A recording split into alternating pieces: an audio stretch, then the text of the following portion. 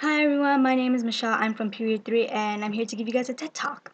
So, to start off our TED Talk, I'd like to make a basic statement that, we're all different, whether it's our appearances, morals, values, and many other aspects. We're all different in our own special way, and, we differentiate from others in our own unique perspective.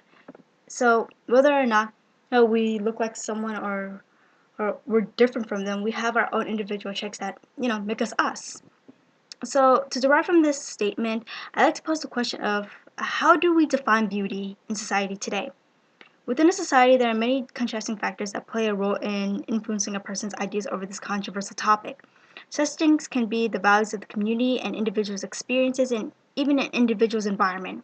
Through this talk, hopefully, everyone will understand the types of factors that play into effect in relation to a person's ideas and the effects of these ideas on people today. So, a dominant factor that affects the thoughts and ideas of an individual are the social norms of society. Today, a majority of people in a community generally believe that beauty lies within body shape, such as being skinny and having smooth skin. Yet around the early 1700s in Europe, people thought that women with pale white skin, overly decorated clothes, and wide hips were attractive. The reason? It's because those types of body figures in that time generally showed that those type of females were from a higher class because they were able to afford those type of products. And only people of high class standing could afford beauty products that could make them look pretty. And naturally, this type of theory doesn't only apply back then, but it applies to many communities around the world today. Hey, so an example would be in some communities, people would associate one size with being able to eat well and being rich. So the bigger you were, the more attractive you seemed. Basically, this portrays how most people in the world today associate beauty with wealth, and it doesn't only happen in side poor or stricken societies or whatever other type of communities there are out there. It happens in our neighborhoods regardless. It's even today. Like on a majority of cases, when people see what they would call beautiful people, they would associate their clothing and accessories as something only people with a lot of money could afford. Like depending on their purse or dress, they would associate that with the cost of the accessories, and gradually leading to connecting it to their beauty.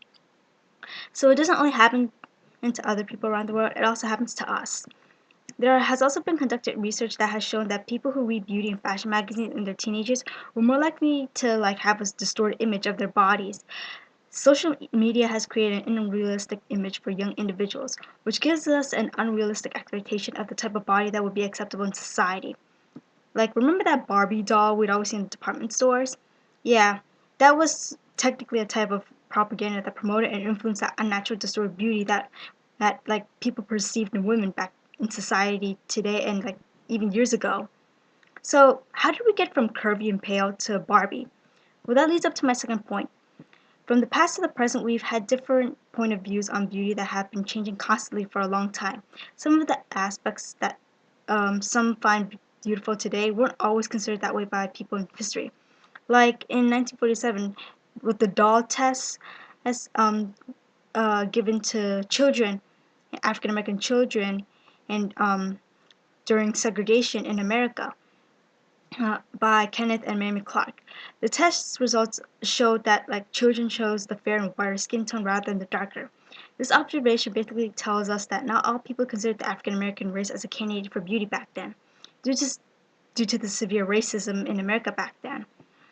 And, but as society's norms gradually change, so do our ideals and thoughts. Such as in the 1920s, where people focused more on the natural beauty of the female and began gradually changing fashion and makeup to, fit with the trend of that time.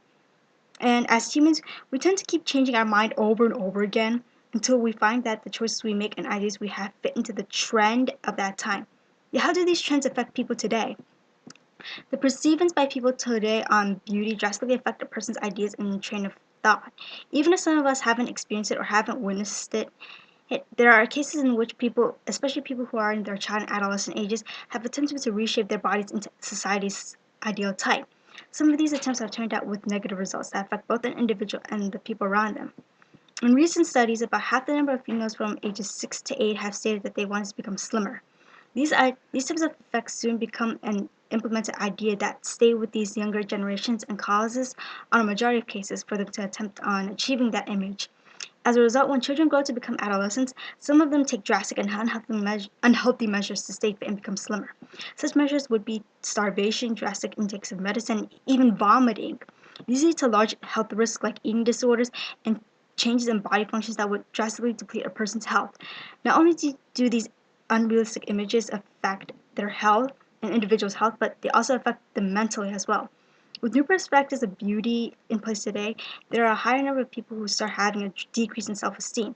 This is because there was a belief that not everyone has kept up with the so-called standards to become beautiful or to be considered beautiful.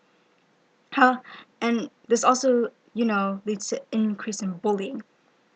However, there are a majority of people today with a more wider and broader view of these ideas and accept beauty as people's own natural appearances. Most people even encourage others by accepting their natural appearances and being unbiased about it. But that still doesn't mean that these actions are performed by everyone. As people differentiate in appearances, so do their ideas. In a vast and open-minded society, we have a mixture of different ideas and social values. Each individual has a different perspective of everything, whether it would be a certain type of people or race or even beauty itself. Since we have such clashing ideas in society today, we also have different definitions of what beauty is. This is because we live in an ever-changing world that had gradually reformed itself through time. So whether or not we have what others would accept as an exact definition, that meaning would soon change within a matter of years or even days. So I ask once again, what is beauty? Well, I believe that's all up to you, the audience, to decide for. Thank you.